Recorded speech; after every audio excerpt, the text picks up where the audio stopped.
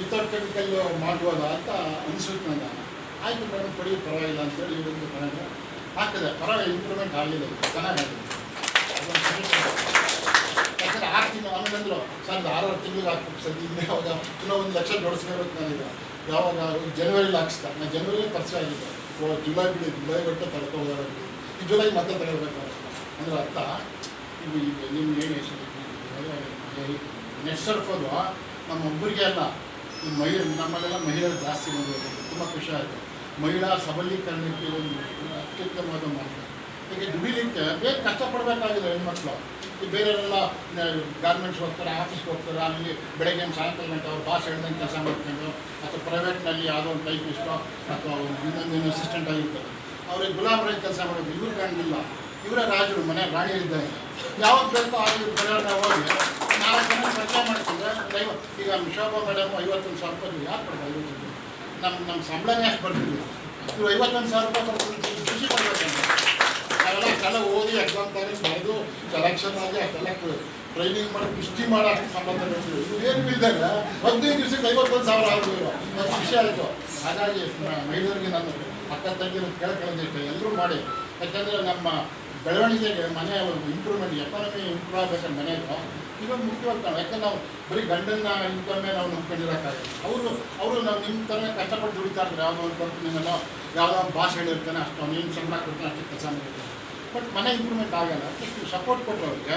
ಅದು ನಿಮ್ಮ ಸಪೋರ್ಟಲ್ಲಿ ಈ ಥರ ಒಳ್ಳೆ 50,000, 20,000, 30,000 ತಿಂಗಳಿಗೆ ಬಂದರೆ ಆ ಫ್ಯಾಮಿಲಿ ಚೆನ್ನಾಗಿ ಇಂಪ್ರೂವ್ ಆಗ್ತದೆ. ಹಾಗೆ ನಮ್ಮ ಬಡತನದ ರೇಖೆನ ಸ್ವಲ್ಪ ಮೇಲೆ ಹೋಗ್ತದೆ. ಯಾಕೆ ಎಣ್ಣೆ ಸಂಸಾರದ ಕಣ್ಣು ಅಂತ ಹೇಳ್ತಾರೆ, ಹಾಗೆ ನೀವು ಇಂಪ್ರೂವ್ ಆದರೆ ದೇಶದ ಇಂಪ್ರೂವ್ ಆಗೋದು. ಬಗ್ಗೆ ಸ್ವಲ್ಪ ತುಂಬ ಗೌರವ ಬಂತು. ನಾನು ಮುಂದಿನ ನನ್ನ ಸ್ನೇಹಿತರಿಗೂ ಹೇಳ್ತೇನೆ ನೆಟ್ ಸರ್ಫ್ನ ಉಪಯೋಗಿಸಲಿಲ್ಲ. ಹಾಗೆ ನನಗೆ ಮಾತನಾಡಲಿಕ್ಕೆ ಅವಕಾಶ ಕೊಟ್ಟಂತಹ ನಮ್ಮ ಯುವಕರು, ರಮೇಶು ಎಲ್ಲ ಮಂಡ್ಯದವರು ಇದ್ದಾರೆ. ನಮ್ಮ ಕನ್ನಡ ಇವರು ಇದ್ದಾನೆ, ವಿಜಯ್ ಕುಮಾರು, ಅವನ ಕನ್ನಡ ಗೌಡ್ರು ಒಟ್ಟಿಗೆ ಗೊತ್ತಾ ಅಂತ ಕೇಳಿದೆ. ನಾಟಿಸ್ ನಂಗೆ ಗೊತ್ತು ಹೇಳಿದ ಅಷ್ಟೇ. ನಮ್ಮೂರು ಮಂಡ್ಯ ಸುಭಾಷ್ ನಗರ ಅಂತ. ನಿಮ್ಮ ಕಲ್ಲಳ್ಳಿಯಿಂದ ನಮ್ಗೆ 2 ಕಿಲೋಮೀಟರ್ ಆಗ್ತದೆ ಸುಭಾಷ್ ನಗರ. ನಮ್ಮನೆ ಹತ್ರ ನಿಮ್ಮ ಹೋಟೆಲ್ ಇದ್ದಿಲ್ಲ, ಬಂದಿದ್ದೆ ನಾನು. ಹಾಗಾಗಿ ಎಲ್ಲ ಮಂಡ್ಯದಲ್ಲಿ ಸ್ವಲ್ಪ ಜಾಸ್ತಿ ಇದ್ದಾರೆ. ಸ್ವಲ್ಪ ನಮಗೆ ಸ್ವಲ್ಪ ಹೆಮ್ಮೆ. ಅದು ಒಂದು ಮಂಡ್ಯದವ್ರು ರೈತರ ಬಿಡಿ, ನಾವೆಲ್ಲ ಕಷ್ಟಪಟ್ಟು ದುಡಿತೀವಿ. ನಾವೆಲ್ಲ ಸೋಂಬೇರಿಗಳನ್ನು ಕೂರಲ್ಲ. ನಾನು ನನ್ನ ಮನಸ್ಸಲ್ಲಿ ಮುಂಚೆನೂ ಹಾಗೇ ಇದ್ದಿದ್ದು. ರಿಟೈರ್ಡ್ ಆದಮೇಲೆ ಏನು ಸಾಕು ದುಡಿದಿದ್ದೀನಿ, ಬೇಕಾದ್ರೆ ದುಡಿದಿದ್ದೀನಿ. ಸಂಸಾರಕ್ಕೆ ನನ್ನ ಒಬ್ಬನೇ ಮಗ, ಅವನು ಈಗ IIT ಇಂಜಿನಿಯರ್. ನನ್ನ ಹೆಂಡತಿ ಸೀನಿಯರ್ ಸಬ್ ರಿಜಿಸ್ಟ್ರಾರ್, ಇಲ್ಲಿ ದುಡಿತದ. ಇನ್ನೇನು ದುಡಿಬೇಕು ನಾನು? ಬೇಡ, ಮನೇಲಿ ಕೂತ್ಕೊಳ್ಳಿ ಅಂತ ನಮ್ಮ ಮನೆಯೊಳಗೆ. ಏನು ಮನೇಲಿ ಏನು ಕೂತ್ಕೊಳ್ತಾರೆ? ನಮ್ಮ ಬಗ್ಗೆ ಆ್ಯಕ್ಟಿವ್ ಆಗಿದ್ದಾನೆ. ಸಮಾಜದಲ್ಲಿ, ಆಫೀಸಲ್ಲಿ ಯಾವ ವೆರಿ ಆ್ಯಕ್ಟಿವ್ ಆಗಿದ್ದಾನೆ. ಆಮೇಲೆ ನಾನು ಸಿಂಗರ್. ನಾನು ಒಳ್ಳೆ ಪ್ರೋಗ್ರಾಮ್ಗಳನ್ನೆಲ್ಲ ಆರ್ಕೆಸ್ಟ್ರಾ ಪ್ರೋಗ್ರಾಮ್ಗಳೆಲ್ಲ ಗಂಟೆಗಟ್ಟಲೆ ಮಾಡ್ತೇನೆ. ಹಾಗಾಗಿ ನಾನು ಸುಮ್ಮನೆ ಕೂಡಲಿಕ್ಕಾಗಲ್ಲ.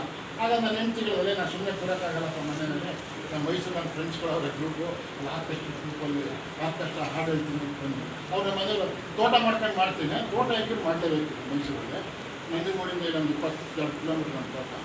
ಆಯಿತು ಒಪ್ಕೊಂಡು. ಹಾಗಾಗಿ ತೋಟ ಮಾಡ್ಕೊಂಡು ಹಾಡು ಹೇಳ್ಕೊಂಡು ಈಗಲೂ ಜನಸಂಪರ್ಕದಲ್ಲೇ ಇದ್ದೀನಿ. ನಾನೇನು ನನಗೀಗ 65 ವರ್ಷ ದುಡಿತಾ ಇಲ್ಲ. ನಾನೇನು ಅವ್ರು ಹೇಳೋದ್ರಿಂದ ಸ್ವಲ್ಪ ವಯಸ್ಸಾಗೋದು. ಯಾರು ವಯಸ್ಸಾದವರು?